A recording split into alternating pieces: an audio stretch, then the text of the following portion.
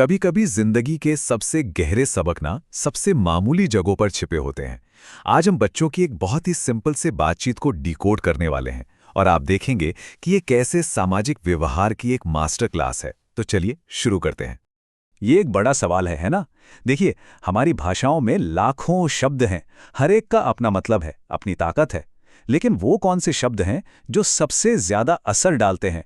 इसका जवाब शायद आपको चौंका देगा, और ये कुछ ऐसा है जिसे हम सब बचपन से ही जानते हैं।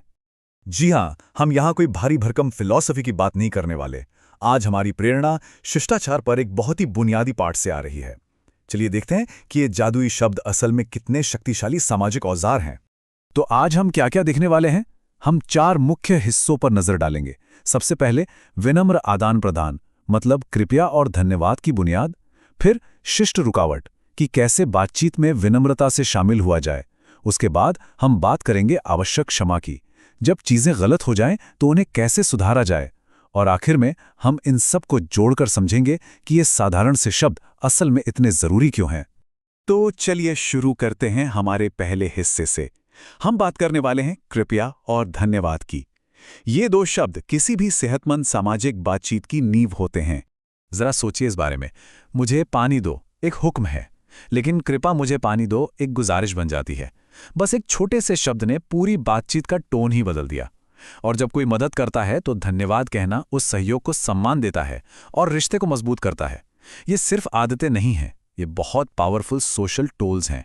चलिए इस सिचुएशन को देखते हैं। कबीर को एक नोटबुक की जरूरत है। वो सीधे सीधे मांग भी सकता था, लेकिन कृपया शब्द जोड़कर वो मीठी की मर्जी का सम्मान कर रहा है। ये एक सीधी मांग को एक विनम्र अनुरोध में बदल देता है।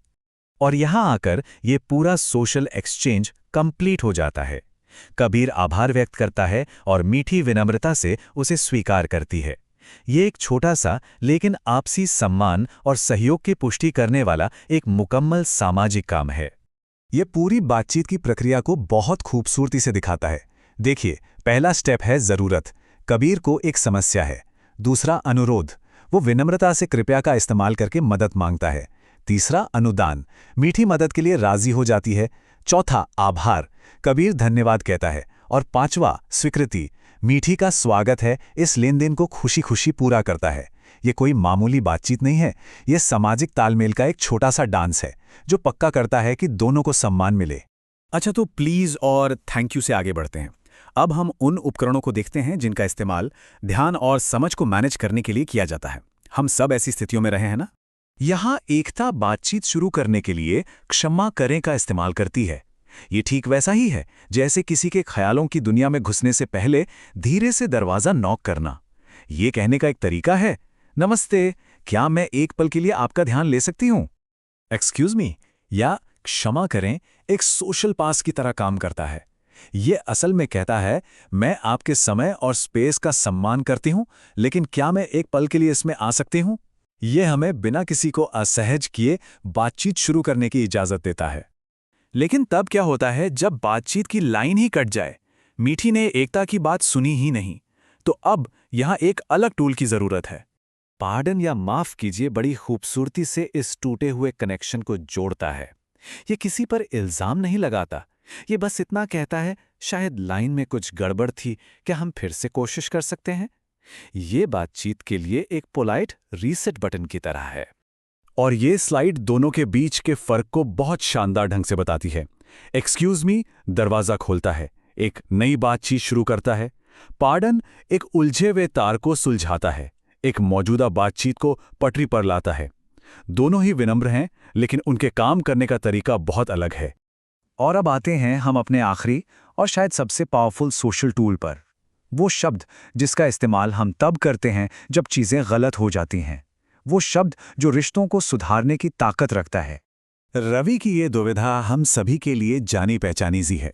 उसने एक नियम तोड़ा है, एक गलती की है, सामाजिक संतुलन बिगड़ गया है और उसे इसे ठीक करने का एक तरीका खोजने की जरूरत है, इससे पहले कि ये दरार और बड़ी हो जाए। तो सॉरी कहने का मतलब सिर्फ ये मानना नहीं है कि किसी को बुरा लगा नहीं। ये गलती की जिम्मेदारी लेना है, नुकसान को स्वीकार करना है और सुलह की प्रक्रिया शुरू करने का एक बहुत शक्तिशाली काम है।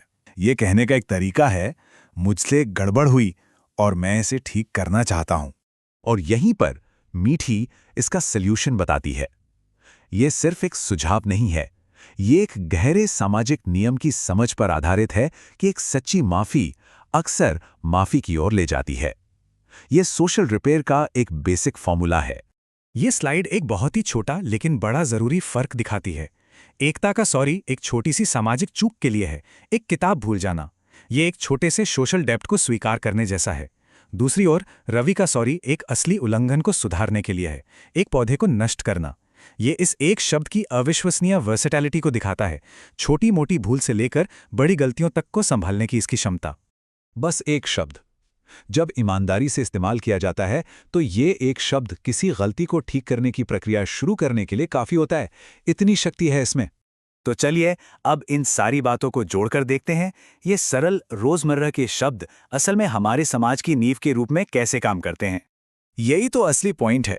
हम इन्हें बचपन में जादुई शब्द कहना सीखते हैं क्योंकि इनका असर जादू जैसा लगता है, लेकिन असल में ये जादू नहीं है, ये सोशल इंजीनियरिंग है। ये शब्द उस तेल की तरह हैं जो समाज की मशीनरी के पुर्जों को बिना किसी रगड़ के स्मूथली चलाते रहते हैं। तो अगर हम संक्षेप में देखें तो हर शब्द का एक खास जरूरी काम है। वे एक मैकेनिक के टूल किट में औजारों की तरह हैं। एक पाना, एक पेचकस, एक हथौड़ा, हर एक को एक अलग सामाजिक स्थिति को संभालने या सुधारने के लिए सटीक रूप से डिजाइन किया गया है। और अंत में सोचने वाली बात यह है, अगर ये शब्द समाज को एक साथ जोड़ने वाले वो अदृश्य धागे हैं, तो क्या होता है जब ये धागे कमजोर पड़ने लगते हैं? हमारी रोजमर्रा की जिंदगी में, हमारे समुदायों में और हमारे समाज में इसके क्या परिणाम होते हैं? ये एक बहुत जरूरी सवाल है जिस पर सोचना चाहिए।